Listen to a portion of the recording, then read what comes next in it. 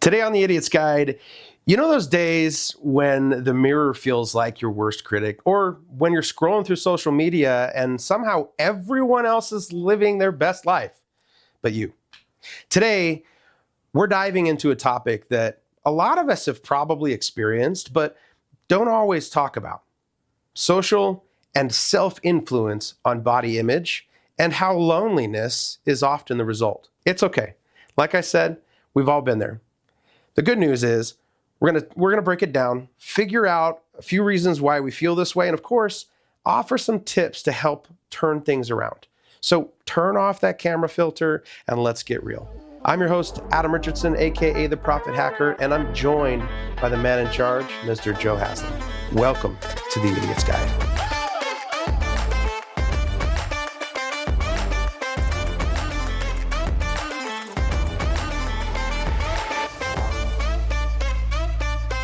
So I think part of what I want to kind of start out with on this is a really, I feel like a very sensitive subject in that a lot of people, like I said at the very beginning, they do struggle with this. Like I've struggled with this. I'm sure you've struggled with this.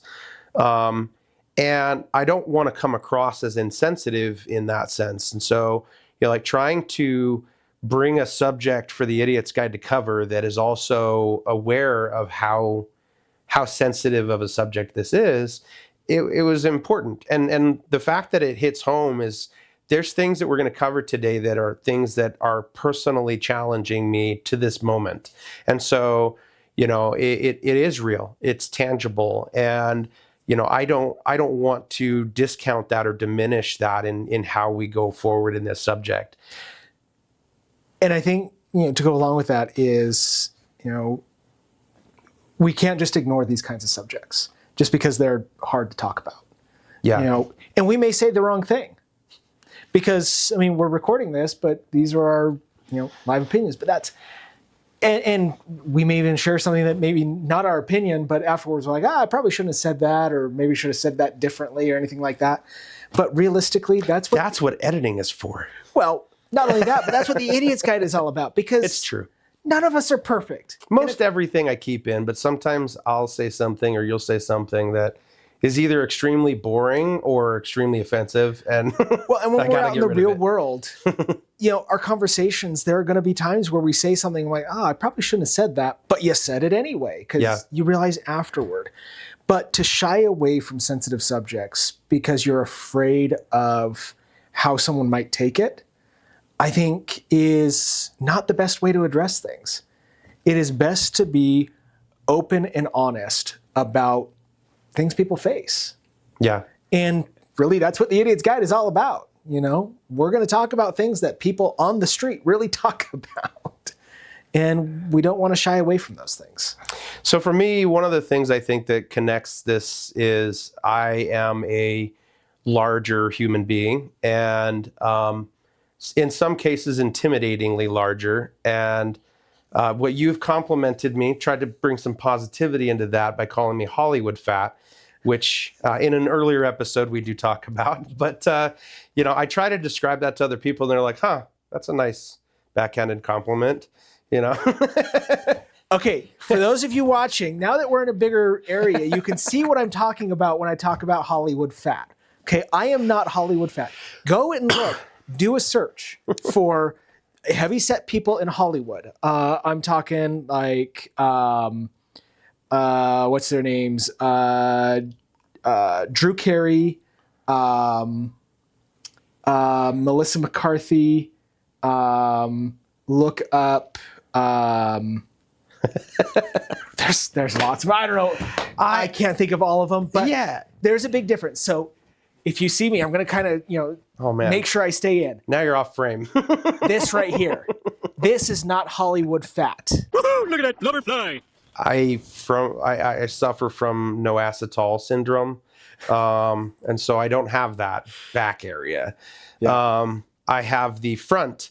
And I think it's the cut that you can wear in a suit. That guy in a little coat. Like if you were to put a suit on, where that cut is in the suit, or the like to let it out in the back for a little bit of rear room, or is it to let it in the shoulders down so that you still have this trap look that is the Hollywood look? So I can still have a gut, still look okay in a suit. Yeah. So I get it. No, I just look like it. Homer Simpson. It's hard to describe that to other people. So when I try to give that perspective, people are like, neat. I believe you. I do. I truly want to.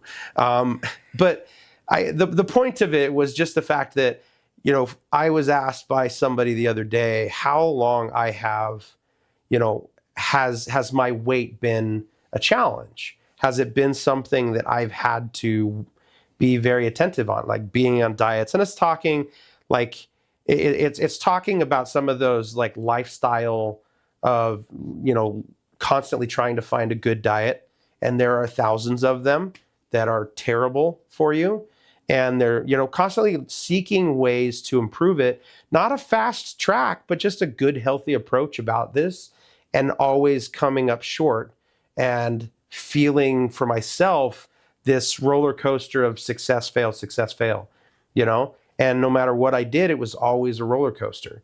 And so, like, it was the question about how long I've dealt with that. And I was, you know, long time, most of my life. And what that does to a person when it's talking about my self-image, my body image, is really, you know, it's hard for me to accept a positive perspective about it. So even like I give the same response when I think in my head, the same response that when I tell somebody I'm Hollywood fat, and they're like, huh, yeah, neat, cool, but okay, we'll give it to you. You know, that's what my brain does. It's like, okay, sure, you know, full of doubt, definitely don't believe you, but okay, you know. And I think that's just me being honest about, you know, something that I struggle with. Is it's something that there's a lot of reasons why we, you know, why an individual would struggle with that. You know, some of it's, you know, looking at comparing to others, you know, looking at someone in Hollywood and going, man, I don't look like that. You know, someone on social media, friends, they, you know, like different things. And it's not always necessarily like a particular like kind of makeup that they wear, or an outfit. It could be items that they can afford that you can't, you know, and that results in, like, because they make such and such amounts of money, they can afford the liposuction to look fantastic. And I'm over here, you know, climbing up a mountain, you know, losing my breath after a flight of stairs and going, I don't know why, but it's pretty much the financial, you know, issue that, like, so it's always, you know, and I think that, you know, the comparison about that is feeling like I'm not going to ever achieve what someone else is going to achieve. Yeah, and I think, you know, and I think a lot of well-meaning people go out there talking about the financial issue. Yes, there is a level of diet and exercise that helps, especially with like weight issues. But we're not just talking about weight. There are a lot of body image issues. Yeah. But, you know, with the right makeups, or with the right diet and exercise, with the right this and that. But the right diet is friggin' expensive. Yep. You know, and a lot of, you know, doctors on YouTube or TikTok talk about, oh yeah, if you do this, you do this. And yeah, but you're making a ton of money, and I don't have that money to afford that kind of a diet. And it's a lot cheaper to get a McDonald's cheeseburger than to go get a thing of fresh blueberries every single day to eat. You know, it's just, it doesn't mix. And with makeup, there are these women that do all this really fancy makeup, or men, and make themselves look great. Well, that makeup costs $1,000. Yeah. For one palette. I know what a palette is. I have daughters. I know them as pieces of wood nailed together with really strong nails. That's a palette. And so, I mean, these things, and that's how I know how expensive these things are. I have daughters. And so the idea of a lot of these things, when it comes to that body image issue, is you can't cure it with money for the most part. Right. And a lot of the people you see online, social media, actors and actresses, they spend a ton of money on makeup, on stylists, on all these things to make them look like this ideal image. And the facade and the amount of money it takes to put, to put on that facade. And you're like, but every other area of your life is just garbage, and it's falling to pieces. And we have a lot of that coming to light right now, and and like this shiny, polished lifestyle, and you go, wow, this is not what I expected. And like that's more the truth, unfortunately. But it's one of those things where you're like, you can't just continue to put a mask on things and not think that you're going to lead people to false expectations about even themselves that they're asking. And what that does is then now all of a sudden I can't achieve the greatness that so-and-so deals with, or this example that I know, or this influencer that I'm talking to. And influencer is called an influencer for a reason, but now you won't go out to social interactions. You will avoid these certain places because you yourself feel like you're inadequate to even be present. And then on the other side of it is what are other people going to do when you get there? They're going to be, oh my gosh, like that person is definitely not Hollywood fat, like they really fill out that suit. And that's definitely not the case ever. If you are, then you're an a-hole, but but you heard it here first. If you do that to other people, you're an a-hole. But avoidance is absolutely something that is there. Like, and you're going to convince yourself of that because you're inadequate in these areas, and it's not true. It's a distortion of what the reality is. But that doesn't matter. At that point, you've already convinced yourself. So you isolate. And what does isolation do? Isolation, like there's no one else except for you pouring into yourself about how terrible you are. So you just continue to feel more disconnected and to continue being lower and lower, going back into, look at that mirror again. You're like, ugh, back into this again. You're lonely again. It's just this perpetual cycle that spirals. They both feed into each other. Yep. You're lonely. You're no one's around, so you feel like it's a body image thing. You look at your body image and it causes you to stay away. You isolate. You're lonely. It's just back and forth. It's a perpetually downhill cycle of you just feel worse and worse and worse. And I mean, body image issues are a really, really big issue because from the beginning of Hollywood, it has always been, we see the really painted images of what we all should look like. This goes back to, so if you ever look up the history of women shaving, okay? I know this is a weird one to talk about with body image issues, but shaving and why women shave their armpits and their legs is because I believe it was Gillette that they realized they were missing a huge amount of their market. They were advertising to men because men have beards, and so they have to shave. Well, they realized, women have hair too. Not on their face, but other places. So how do we get women to buy our razors? And so they, through their advertising. Oh, I'm totally going to fact check this. I'm excited. Go ahead. Because I want to know. I'm going to name drop. Adam Ruins Everything did a video or did an episode. Adam. Yeah, not this Much Adam. more talented. Adam Conover did an episode on this. So you can go and look at his episode and look at all the fact checking there. I believe it was Gillette. It could be Schick. I can't remember. One of those original razor brands did all this advertising. Barbasol. Yeah, that convinced, I think Barbasol was one of them, that convinced women that to be a proper woman, you had to shave. Okay. And so that's why women started shaving, is because they were, through advertising, convinced that they were not a true woman unless they shaved. Now, prior to that, never been done.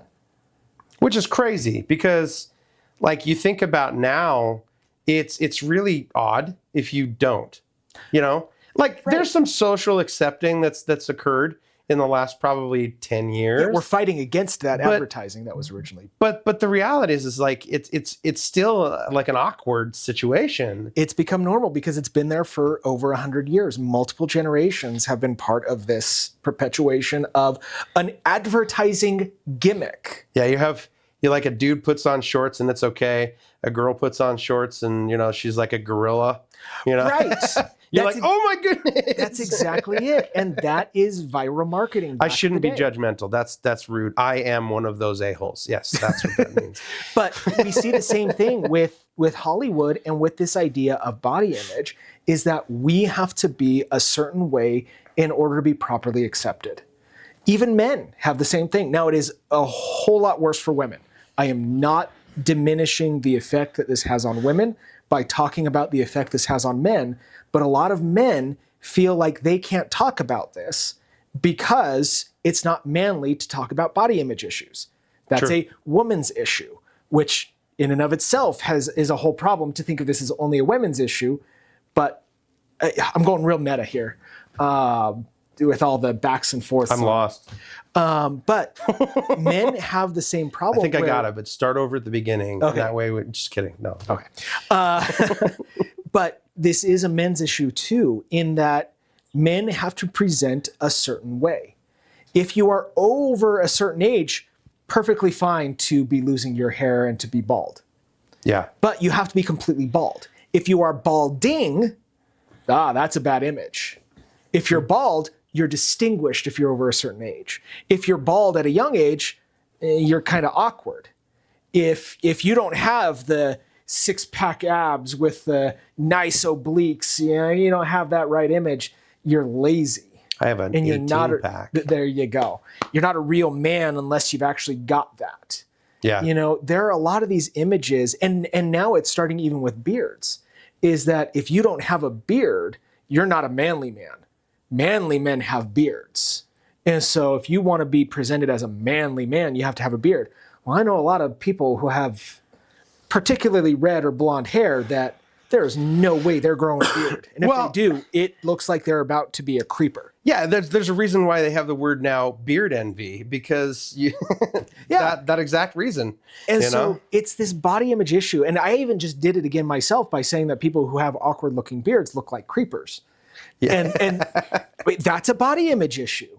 We have to stop judging people based on their looks, because some people may want a beard, but they can't grow a good one. And so it looks a little splotchy. That's perfectly fine. And there's so many body image issues in the world today. I think the most important part of it is to give yourself some compassion. And when you run across things that are, when you run across things that are negative, like thoughts that you may have, like no one's going to like this, and they're all going to say something about this, whatever it is, challenge that for, the way that you're thinking, and going like, okay, like unpack a thought distortion when you're thinking, okay, like the best example I could say is if I was walking around saying the world is full of liars, I'm like, well, that's not actually true. There's a lot, but but the idea behind that is to go, okay, well, let's bring that down to more of a realistic amount of people who are liars and who are not. And then you realize that no, like people who are surrounding you are not going to be that way. And that goes for a negative thought. They're all going to say this. You're like, okay, well, maybe if this person is really mean, they might say it, but I don't really like to surround myself with people that are that mean. And so I try to make sure that even that, I'm surrounded by people who are positive, that are good influences. And that means that I'm not like, if somebody just is so phony, they're like this mega influencer online, but people are hurting themselves because of what they're trying to do as an influencer, that person doesn't give a crap about you. They're not for you. They're not positive. And so get rid of it.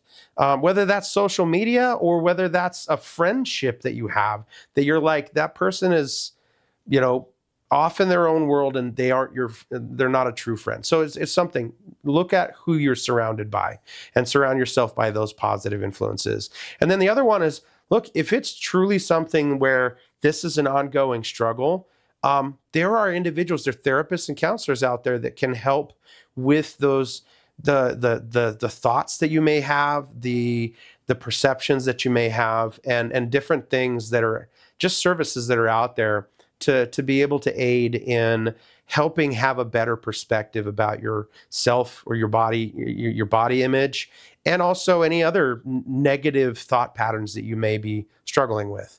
And if you don't know where to find those kinds of therapists, counselors, there are a lot of resources online. Neither of these are sponsors, but there's a website called Psychology Today that can help put you in contact with a therapist or counselor specific to your needs, specific to your concerns. So if you only want a female therapist, you can filter it to only see female therapists.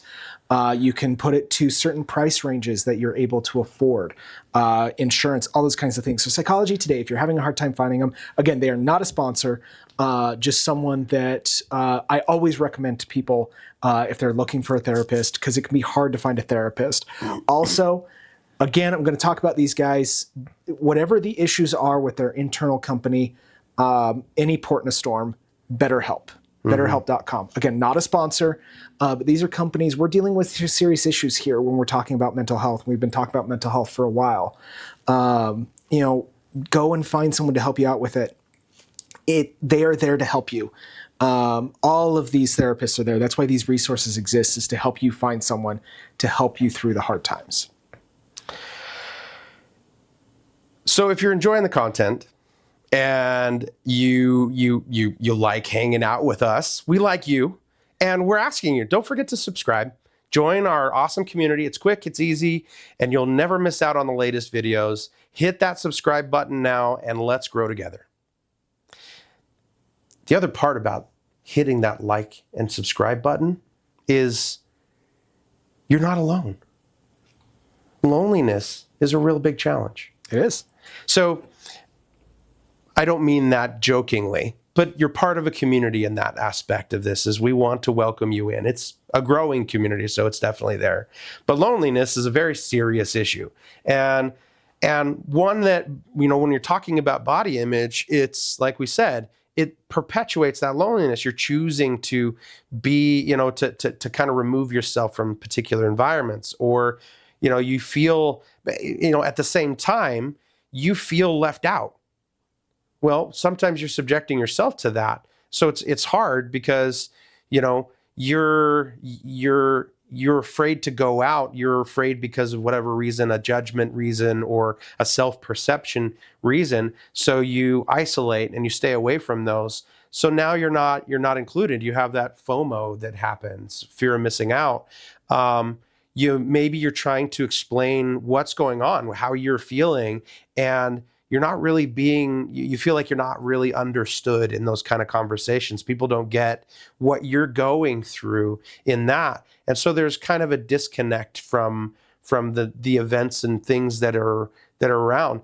Even if you're in a crowded place, even if you're out and about, you can still experience this in a kind of mental isolation that you're putting on yourself because, for whatever these other reasons, you don't have to physically be gone to emotionally withdraw from things. Yeah. So, and emotional isolation is almost worse than physical isolation, because physical isolation is easy for other people to recognize. When you've got good friends, a good community, it's pretty easy to tell. They will be able to notice that you've suddenly isolated yourself. Yeah. That you're no longer coming out. One great example of this, if you haven't seen the movie Big Hero 6, when Hero goes through all of that emotional withdrawal, and his friends are constantly trying to reach out to him and get him to come back to see them. That's a great example of how that physical isolation can be mitigated by the friends and people that you have. And so talking here about what are some of those signs and things is very important, not necessarily for the person we're talking to that's going through this, but for their friends.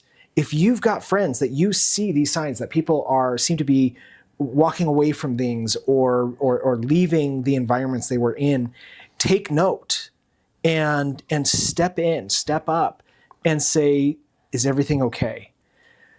Emotional isolation, you're still going to be involving yourself. You're still going to go places. It's a lot harder to recognize. And that's where having really good friends and being a really good friend is important, because as that friend, you can recognize those subtle differences in someone's attitude, in their engagement, to notice that emotional isolation in them. Mm-hmm. And recognize it sometimes in yourself. You may still be going places, but just not have as much fun as you used to. Maybe you're not, participating as much as you used to. And recognize that is maybe not physical isolation, but that emotional isolation that it's important to recognize. Well, and I think that, we talked about it when we're talking about body image, but it plays a big role in it as well. Social media can really amplify not only the body image issues, but can amplify the loneliness, to go, maybe reinforcing that, thinking someone else is having the time of their life, and, you've chosen to exclude yourself from something going on. Maybe you're seeing on social media your friends went live at a concert that they went to as all together, and you're like, I got invited to that, and I turned it down because I'm dealing with whatever, the issues that I'm dealing with, and I look online and I see that my friends are having an absolute blast, and I'm like, oh man, like, it's so hard because we now have this culture that cultivates living it out like on a camera, basically. Everyone's a reality TV show, or they can be, and because of that, they can record and go live even if their friends aren't there. You're like, oh well, you could be there in spirit. You're like, no, that's just rubbing my face in it, and though it's a choice that I can make, it's a choice that also is something that I'm struggling with. That's more forcing me to make that, making me feel forced to make that choice. Yeah. And then I compare myself to it, to go like, man, I need to try to pressure myself to be more like that, or to maybe just go on camera to pretend like I'm that way. Well, that's just going to reinforce how lonely you truly are. Like, yeah. It's going to feel lonelier because now it's a facade, and all of that just, again, we're talking about cyclical perpetuation. It's going to happen. Those are big words. Wow. Proud you got the big words this time. I got big words. But yeah, and we talk about it being a choice to isolate yourself. And sometimes you feel forced into that choice. And it can feel very forceful. You feel, that you are ugly, or that you are, too fat, or you just look weird, or you walk weird, or whatever these issues may be. And you feel like you have no choice but to isolate yourself. But that in and of itself is a choice. And again, it feels forced on us. But recognizing that that's a choice that you're making is one of the first ways to be able to get out of that. Because then you choose to recognize, yeah, I may not think I look the best, but other people aren't saying the same thing. Mm-hmm. I'm going to put myself out there, and there are going to be crap people out there. There are a-holes out there, but there are so many more people who are not. Yeah. And those are the people that we need to surround ourselves with. But recognizing that isolation, that feeling that way about ourselves, we can feel that way about ourselves, but not isolate ourselves. I mean, here we are, two guys who have body image issues. I mean, I will talk about it in a little bit, but I don't know about you, but no, just kidding. I definitely do. I have issues. and that was honestly, humor deflection. That's all that was. Yeah, I was trying to. My kids give me a hard time about this all the time. I am seriously balding up here, and some men are okay with it. I really, really, really, I'm ready to just bick my head because I hate the look of my. I've had enough. I hate going anywhere where people are going to be seeing me from above. It really is a big issue for me. And some people may be saying, balding, that's not a body image issue. It is. Mm-hmm. You know, some people may be saying, tiny butt, that's not a body image issue. It is. Body image issues are anything that you feel extremely uncomfortable about your own image. Yeah, you and could have small pinky person toes. to person. Like, you know, it doesn't matter what it is. You're right. It's to that individual. It isn't what someone else necessarily is. They might mention something and they're gonna, you know, strike a nerve, but I am fat. I am not as fat as other people. And I carry it fairly well. In some areas, not so great. But I feel very self-conscious about my weight. And no matter what I do, you know, obviously I'm exercising, eating right, all those things. I've reached a plateau on my weight loss. And so it is, you know, I feel very, very extremely self-conscious about my weight, especially the weight back here, the back fat. I squats. Maybe. There you go. I don't know. But there are a lot of these things where, you know, we do have body image issues. Before we started recording today, Adam was talking about a lot of the issues. And a lot of what we're talking about today has come from some of the things that he's been talking to his therapist about. And that self-image. Yeah. And so, you know, when we talk about these things, these are real issues that people deal with on a daily basis that we deal with.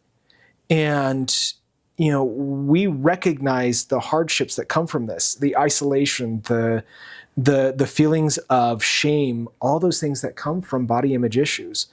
But you don't have to isolate yourself. We're here doing a podcast, you know, and I just bent over and showed everyone who's going to watch this my balding head that I have a serious issue with. And it is acceptance and recognition that you can choose to show these things to the world and not feel so bad about it. Will I ever watch this video? Absolutely not. That's where it is. Guys, that's where the I don't. That's where the body image thing is. I actually don't watch any of our videos because I hate my voice. I hate hearing myself on our videos. I hate seeing myself on our videos. I cannot watch them. It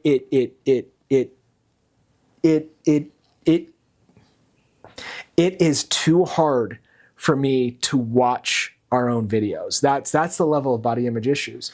I think years ago I used to struggle with hearing my own voice and things like that, but I'm a recording artist, so like it's hard I had to get over that. So it's one of those, but like I'm thinking about it, I was like, do you know how terrible it would be if we wanted to do a podcast, but neither of us liked our voices? Like it would be so hard. I never want to hear anything about it. I just want to see it prosper. You're like, it doesn't work like that, you know. But we're choosing to put ourselves out there and talk about these issues to hopefully give you the confidence and the ability to know that it's okay to have body image issues and that you can overcome it, that it doesn't have to mean you're isolating yourself. Now, it doesn't mean you go do a podcast, but you can still talk to people about these things and know that it doesn't have to control you and the way that you live your life. And I can assure you that a podcast will reinforce the loneliness. Why? Because as soon as you put it all out there, no one is going to listen to it. So you're going to spend a lot of effort trying to get a few people to listen to it and watch it.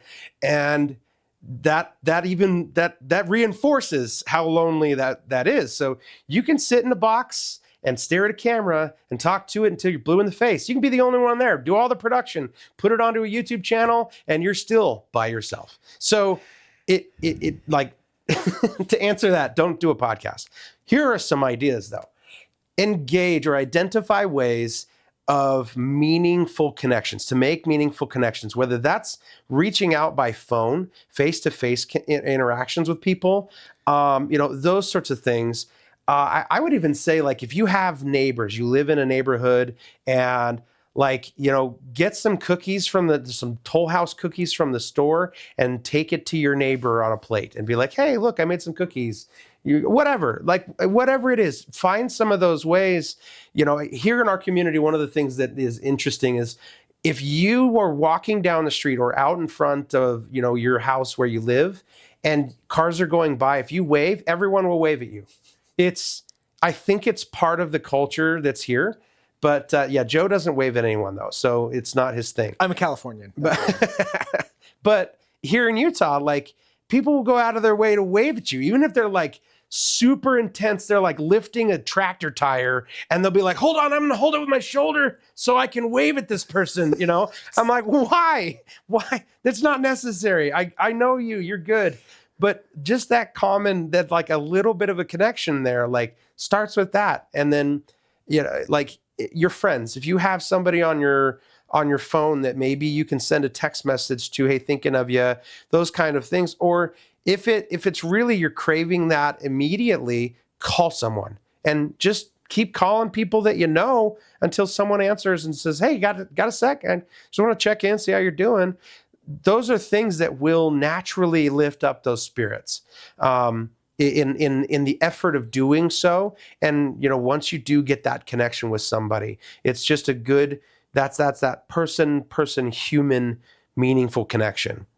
The other thing is social media sucks. It is a drain, literally.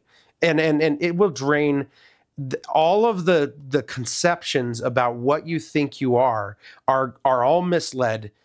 Primarily, yes, there's lots of good advice. There's lots of different things, lots of help and helpful people, good and well-intended. We're technically on, an influencer social media style platform. And, so our goal is not to mislead or not to misrepresent anything whatsoever and bring real world things to this. But sometimes even that needs to be limited so that you're getting real world experiences, going on a walk. If that's too difficult, standing outside and getting fresh air. Like, short of a forest fire nearby, most places are going to have some decent fresh air. So getting some of that, getting some sunlight, vitamin D is really, really good for you. So all of those things are very helpful. And then maybe another idea is to go volunteer or join a group that really kind of fosters connection, whether that's a board game club, like something like that. I'm involved in something called rec therapy with the VA, and it literally is there to kind of pull people out of their little isolation bubbles. There's individuals I talk to there that are like, yeah, my doctor said that I just read too many books and I don't talk to actually people. And so I go on nature walks. Those nature walks are so cool. I should be doing a lot more, and I do other things, but those nature walks are one of my favorite because we just go, we talk about what we're looking forward to, get some fresh air, go on a walk, talk about military stuff, and at the end we talk about what we got from that. And it doesn't shove you into like those good connections. It just allows you to make a connection really naturally because you're all there kind of a little out of your comfort zone, meeting some strangers, but there's no pressure about like, you have to do this, you got to wear this kind of makeup, you got to do this, you got to walk a certain way, you got to talk a certain way. None of it. There's no judgment there. And it's some of the best times I've ever had with the VA and with veterans. Yeah. And so locally here, one of my daughters was having some issues with, she was out of school, didn't know how to make new friends, didn't have a very big social network. And so we were talking one night about, what kinds of hobbies do you have? What kinds of things are you interested in? And I didn't know this about her, but she really loves D&D. Dungeons and Dragons. And so I'm like, great, I know exactly where to help you with this, not because I'm into D&D, but because I know a lot of people who are. And there's a local game shop. I'm going to name drop them, Mythos, for anyone here in Utah that happens to be around. Not a sponsor. But they do every night of the week, they have 2 or 3 events going on. So they'll have a board game night. They've got a general D&D night. They've got an LGBTQ plus women's D&D game night. They've got something. They've got like 3 or 4 different types of D&D or different card game nights. And it's an effort to bring people as part of the community together. You know, you don't pay to go to these things. You're not paying these guys to use their facilities for these nights. It's just an opportunity for a bunch of people to get together. And so that was great for her. She made a lot of new friends with that were saw the world the same way, also interested in D&D and those kinds of things. And it was great opportunity for her to make new friends, as well as from there make friends of friends and find new groups. Another one I'm going to mention is a place called Eventbrite. Yeah. So I don't know if this is everywhere. Again, not a sponsor. But you can go on there and people will post events that are going on. And it's wide ranging. I mean, some of it's like business, motivational speaking type events, or, come and make little bird crafts. It's so wide ranging on that. It was great because that's one of the sites that we went for her as well, to try to find some activities that she could be interested in and meet new people and things like that, where there's a common interest. And there are a lot of other sites like that where you can find local activities to do things with people that see the world the same way as you. And you don't have to feel as stressed because they share an interest with you. Yeah. And that makes a big difference to be able to avoid that isolation and that loneliness. I think what's good about that is it's a really light way of trying to introduce some of those connections, rather than it being such an intense, like worried about such a crowd or worried about this or what to wear. It's just a really non-judgmental environment that subtly gets you, oftentimes craving that interaction, so that you're looking forward to the next time you connect, so that's a really good positive impact. And I like that, I pursue that personally, like I said, and I would encourage that for anyone is, to really seek out those little things, because they're really a way to also decompress. You don't have to, be in work mode or, be in home dynamic mode. It's just, you get to let all your walls down, kind of a thing. Guys, life is, life's stress and anxiety can feel overwhelming. But what if you could rewire your brain to handle it differently? Introducing Neuro Warrior. It's a series of meditation and visualization techniques designed to guide you through neural remapping or redirection. So imagine walking through your mind, turning anxiety triggers into moments of calm and clarity. Neuro Warrior isn't a replacement for therapy, of course, but an enhancement. So it's tools that everyone can benefit from to master their mental well-being. So start your journey today and unlock your warrior within. That's neurowarrior.co. neurowarrior.co to check that out. The last thing I think that we can really cover today is, we talked about making those connections outside. So you're breaking down some of the barriers about like loneliness as such effectively, but that body image part is so crucial on, not just yourself and time and care for yourself, but also that interaction with other people to really to know your value, to determine your value. That barometer or meter is going to be, reinforced by how your relationships are formed. And, I think some of the questions we can ask ourselves, so like body positivity, it's something I think people are throw around a lot, throw it around like, oh man, like this is a Band-Aid, body positivity. You're like, yeah, but you realize the fact that like some people, that's not a Band-Aid, that's a mountain to climb. And if we don't look at it that way, then, you're discounting a large majority of people who struggle with the idea of body positivity. I admitted at the beginning of the episode, that is a hurdle for me, you know, and, you know, focus on what your body can do rather than just how it looks. So I can say this. So I'm going to use myself. I can pick on myself about this.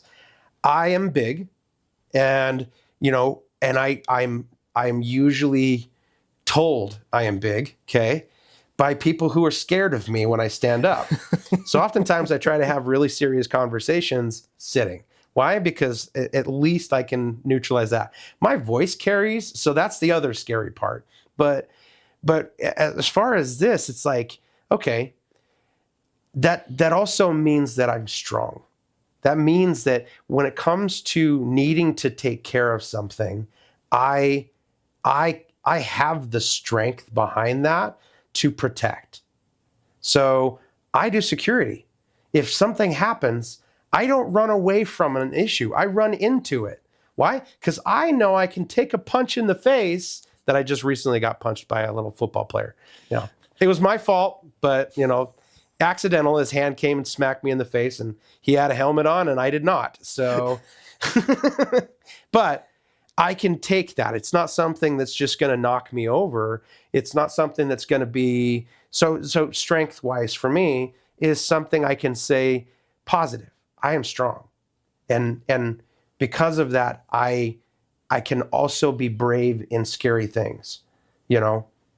And so that's just, I guess it's trying to find those moments of things and focus, even if it's just a little bit, focus on, you know, what you can do rather than how I might try to be Hollywood fat, but, you know, the truth is it's hard for me to accept it. One of my favorite actors and martial artists is a man by the name of Sammo Hung.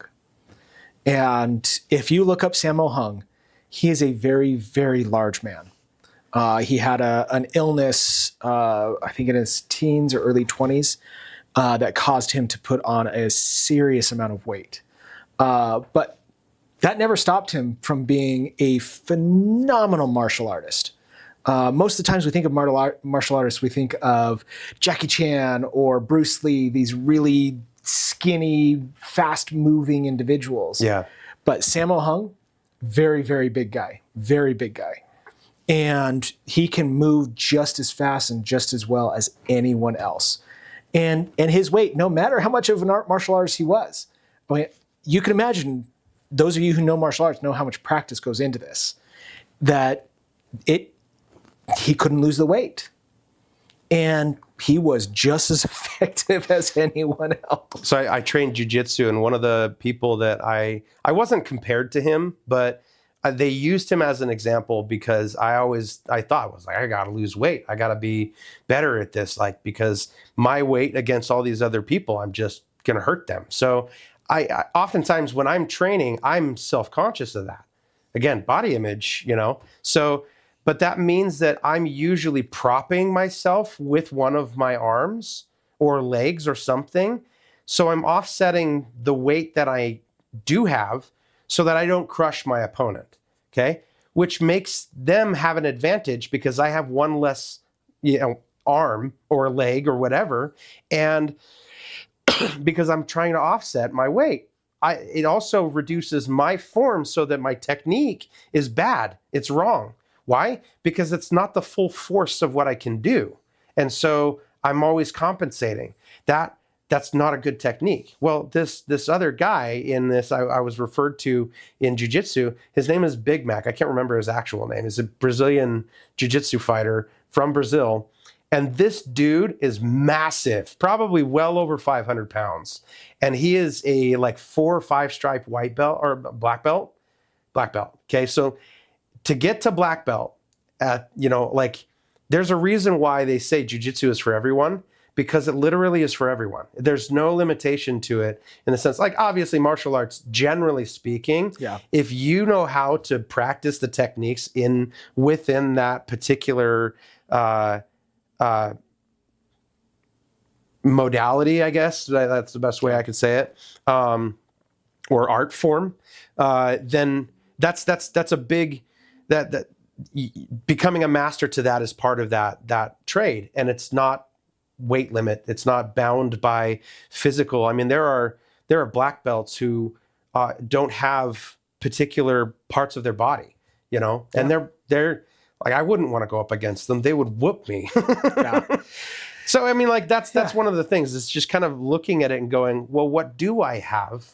Yeah. That's good. Finding something, even if it's just one thing that you are positive about. Most people have at least one thing that they are positive about. For me, it's my eyes. I hate my balding head. I used to have luscious flowing locks. I loved my hair. Now I'm losing it all. I hate the image. But my eyes. Everyone talks about how amazing my eyes are. You can't see it in the camera, but I have gorgeous eyelashes. Gorgeous eyelashes. I also really like my eyes because they change color. I know people say they don't. My eyes actually do change color. Mine do. Mine change color too. And so I go... Mine go from like a poop brown to like a pea soup green. There you go. I go from a dark gray, blue, green, brown. That's crazy. The That's whole cool. spectrum of eye colors there. And those are things that I really like about myself. So when I'm feeling down, I just remind myself, no one is going to beat my eyelashes or my eyes. I've got fabulous eyes. One of the things is self-compassion. And I shared with Joe earlier about this, that I was asked to write myself a letter of self-compassion, and I just didn't feel like, like immediately the walls went up and said, no, I can't. I don't feel like I don't feel like I'm worth it. And so, then it's going, okay, well, the logical reasoning with that is to say, well, does your family deserve compassion? Yes. Like, would you say something positive and reinforcing about them, that's compassion? And you're like, yeah, absolutely. And then they, the flip is, well, then why don't you deserve that? And I go, like, it has to do with a lot deeper things inside of me, but it's an ingrained, complex trauma sort of element that really has made that the challenge. So when I hear self-compassion, I don't have any for myself. That's my struggle.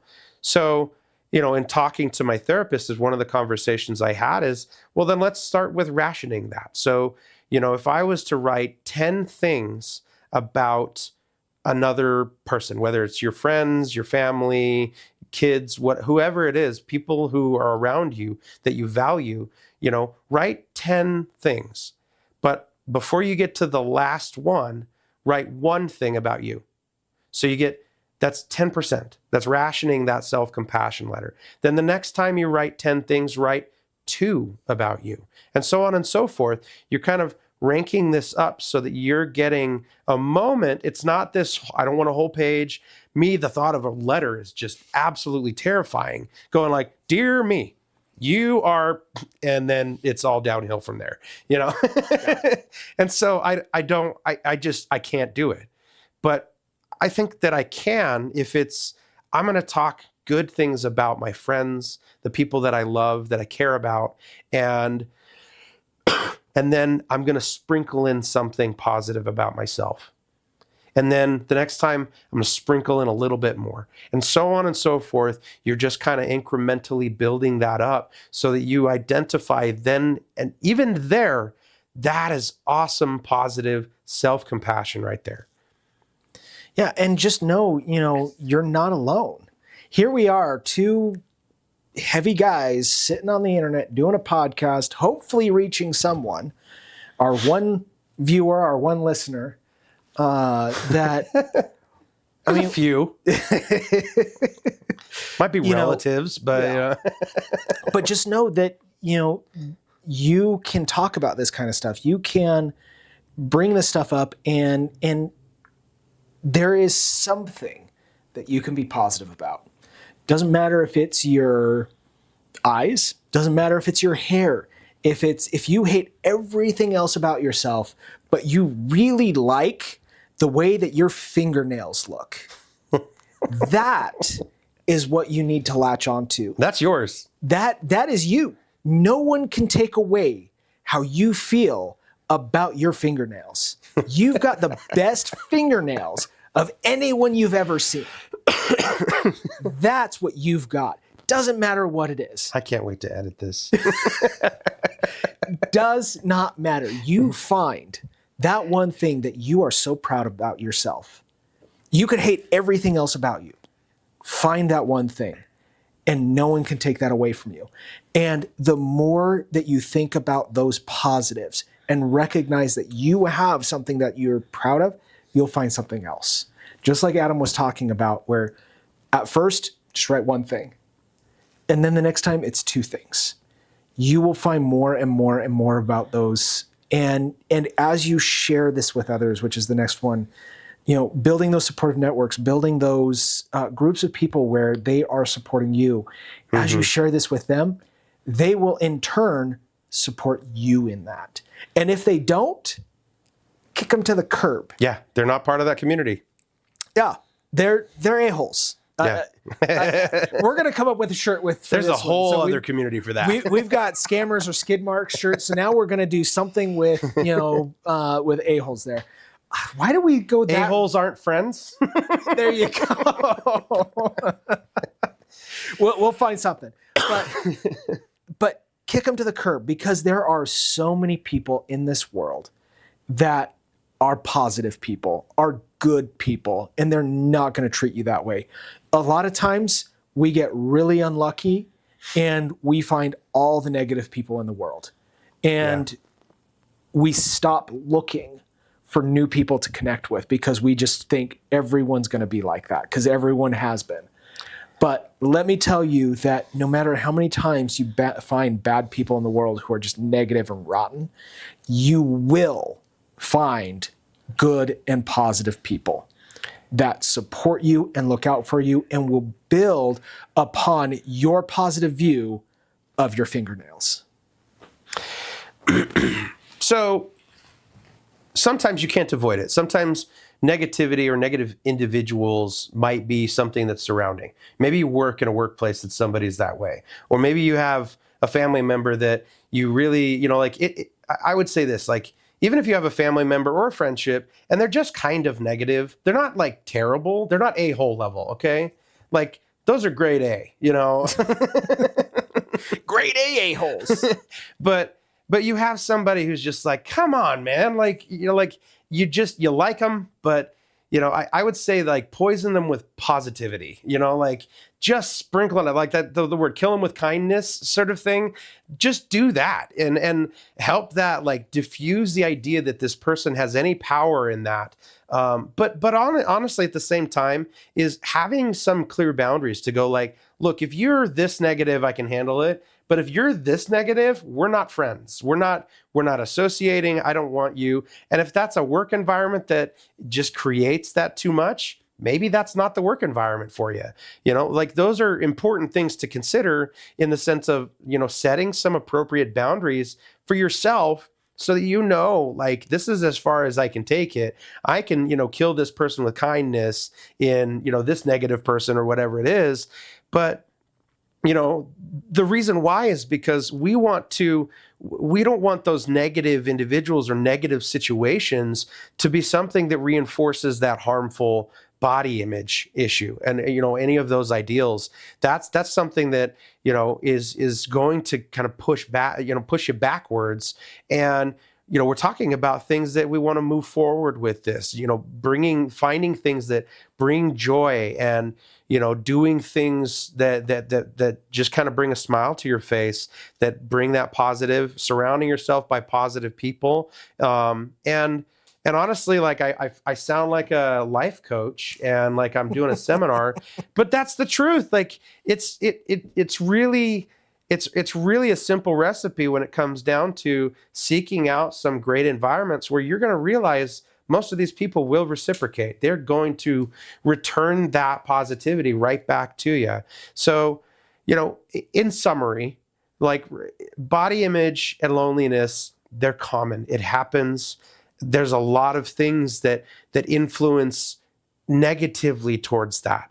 But, if it is something, like, I want to encourage, like, seek help, stay connected, get connected in communities, find somebody who you can talk with regular, and set something down so you can count on the fact you're going to meet every week for coffee or cocoa or whatever it is, and just unload and have a sounding board to talk about life together. You guys both have that opportunity. You both benefit from those kind of things. And then honestly, like, for me, that's probably the biggest thing, is that, this week, from last week to this week, being challenged to write myself a letter of self-compassion and really having to put thought into it and protesting it, I recognize and identify so much of this that's just like, it's me. I may not look in the mirror and just be like, blech, like this, but there are so many things mentally that I am just on attack inside of my head about me. And I'm my own worst enemy in so many different ways, but yet coming to terms with the reality of going, like, everything makes absolute common sense. And yet if I don't put it in action, I'm just throwing dirt on where I'm buried, And so it's really, really important for, me personally to take what I'm talking about today as I got to accept myself more often. I gotta look at myself and be more compassionate about the successes, the things that I've done well, and go, I am a winner. People do like me, but that's true. It really is the truth, I think. And if you're the kind of person that goes out there and makes rude and stupid comments, oh, they're so ugly, they're fat, oh, they've got this, oh, they've got that, their teeth are weird, their hair is weird, if you're that kind of person, you're an a-hole. Don't be an a-hole. We've reached the end of our show for today. All right. We are going to end on a little bit of a positive. All right. Yeah. We got to do our dad joke. Okay, Adam. How many famous men and women were born on the 4th of July? How long has the 4th of July been around? Like, I don't know. None. Only babies.